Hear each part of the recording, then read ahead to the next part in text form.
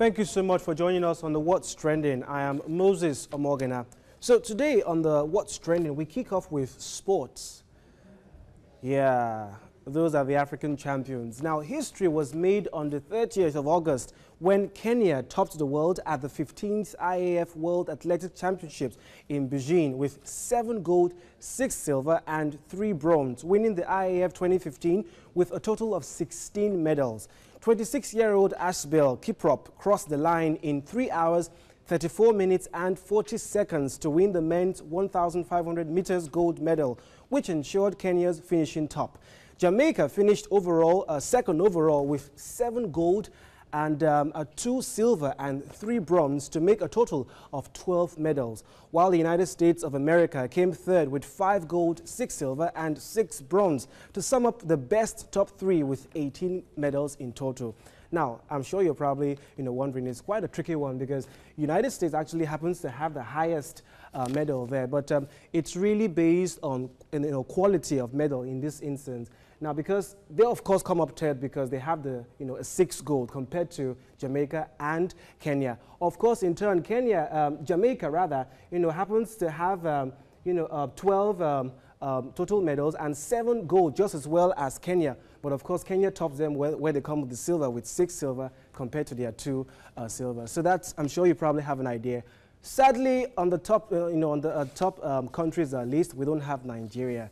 But I'm glad that an African country made us proud. I'm not Kenyan, but I feel proud, as an African, that Kenya actually went home with a championship. Now, of course, Kenya's president took to Twitter to express how proud and excited he was. In his tweet, he says, "We are indeed the hotbed of champions, #IAF World Championships." And of course, he went further to say Kenya has taken its place on top of the world where we belong. That was a wonderful performance, #Team Kenya, #IAF World Championships.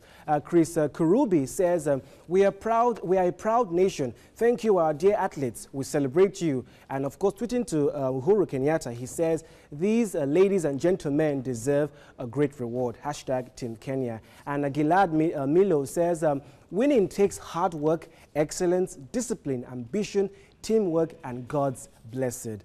And Hongera, #Team Kenya, #Kenya wins. I hope the Nigerian team will take a cue from that.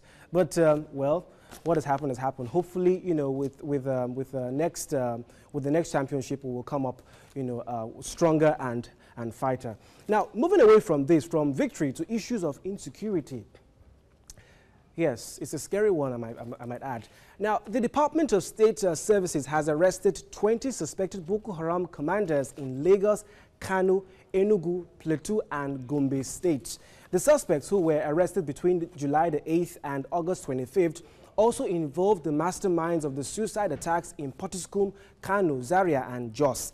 The DSS, in a statement by an official, Tony Opuyo, on Sunday in Abuja, said those arrested were notable commanders and frontline members of the notorious group from different parts of the country. Yeah.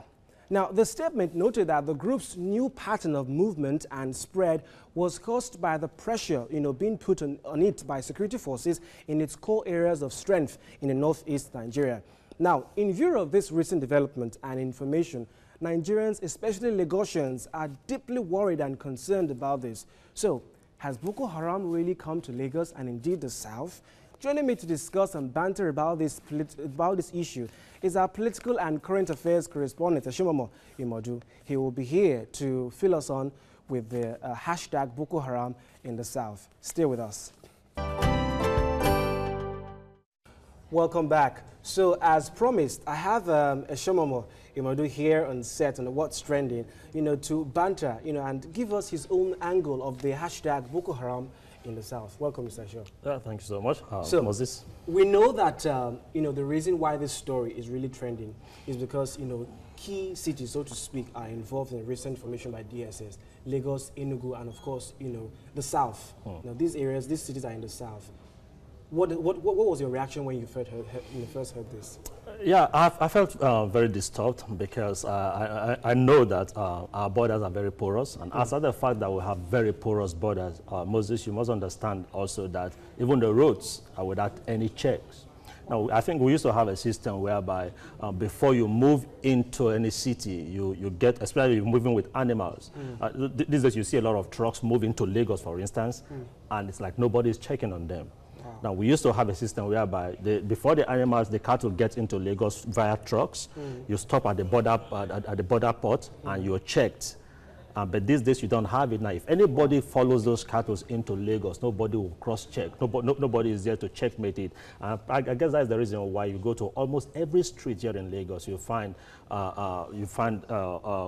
convergence of a lot of these people from the north. Most of them are not even from Nigeria, from the far north, maybe from Niger. They're all in Nigeria, in all the cities. Now, nobody is finding out their identity. Nobody is finding out their mission into Lagos. Now they come into Lagos selling water and also and other petty trade, getting involved in other petty trades. And because of this revelation coming out, I think our government would need to go back to begin to visit the various streets, visit the various communities and find out, now, why are you here? And I wonder what the local governments are doing.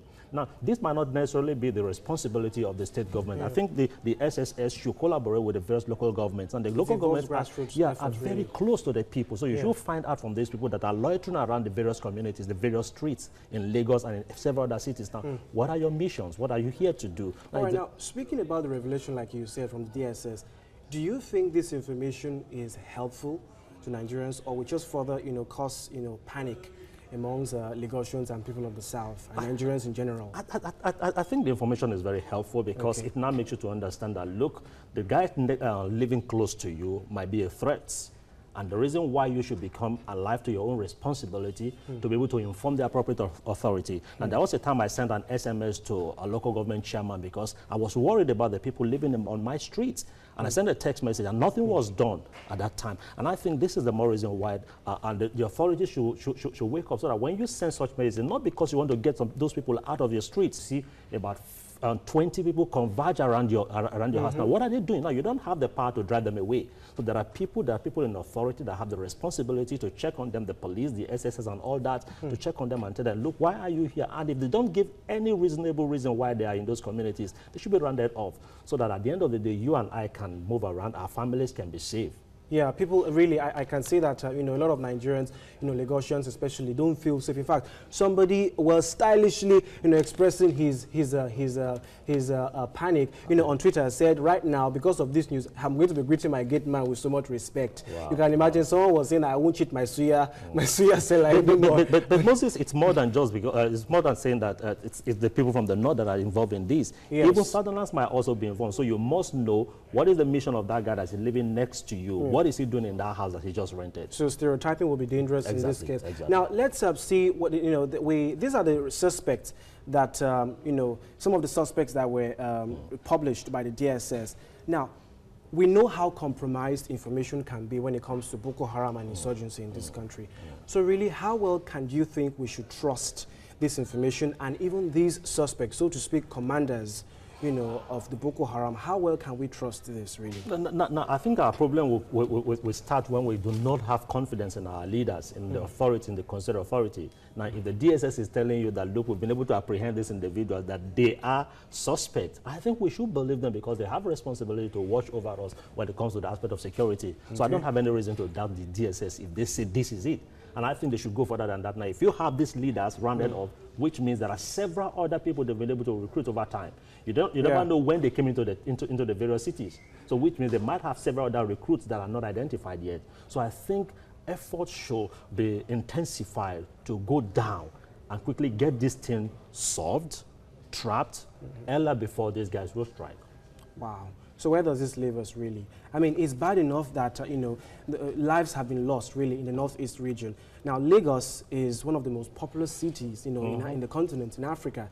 But to even think that, this, dreadful group, might find its way into Lagos, that's an uneasy news to hear. So where does this really leave us? How should Nigerians, tackle this information? Because it's not a job only for the government. We have a role to play. Exactly. What should be our best approach, really? Well, like I said earlier on, our best approach is that, look, we should be able to volunteer information if you have information, and if you realize that somebody around you is moving around in a suspicious manner, you should be able to alert the authority, not because you want to stereotype an individual, but because you're not too sure and you felt that the authority will be, they'll be in a better position to find out their mission in that environment. Okay. And I think that is the way we should go about it. But we must also be very security conscious, And a lot of us in Lagos, in Nigeria, we're not security conscious. We don't even care about what is happening around us. Okay. You go to work, you come back late in the night, you just drive into your compound and you lock the door, and even in the daytime, you don't move around your community. Like I used to tell people, I say, look, when I get into a new environment, the first thing I do is that I'll take a walk around my environment to understand my environment, to know my environment. And this is something I started doing. I started getting used to the people around my environment, people you call social miscreants. I started getting used to them because they might be very useful to me. So I decided, look, I'm not going to distance myself from them any longer. Let me get used to them. That was even before this information came up. Facing your worst fears, isn't it? Exactly. Wow, interesting. Well, from what you've said so far, two key words really, Nigerians at this point have to be, now and always have to be security conscious. Exactly. And of course, stereotyping, not every Northern or Hausa man, so to speak, is involved in this. Everybody is a threat, and at the same time, everybody, is uneasy at the same time. Thank you so much, Mr. Esho, for coming on. Thank you for your input on this. And it's a wrap on the what's trending. Yeah, and from what Mr. Esho has told us on here on set, keywords are: one, every Nigerian and Lagosians indeed generally have to be security conscious, and of course, a dangerous stereotyping. It's actually not good at this point. Not every Hausa man or Northerner, so to speak, is a threat. We are all threats to one another as far as the insurgency issue or security matter is concerned. So it's a wrap on the What's Trending. If you have local issues trending in your local community that you'd like us to talk about, feel free to tweet at me with the Twitter handle at Moses TVC News or with the hashtag What's Trending. We would definitely love to hear from you. I'm Moses Morgana, and I'll be seeing you next time. Bye for now.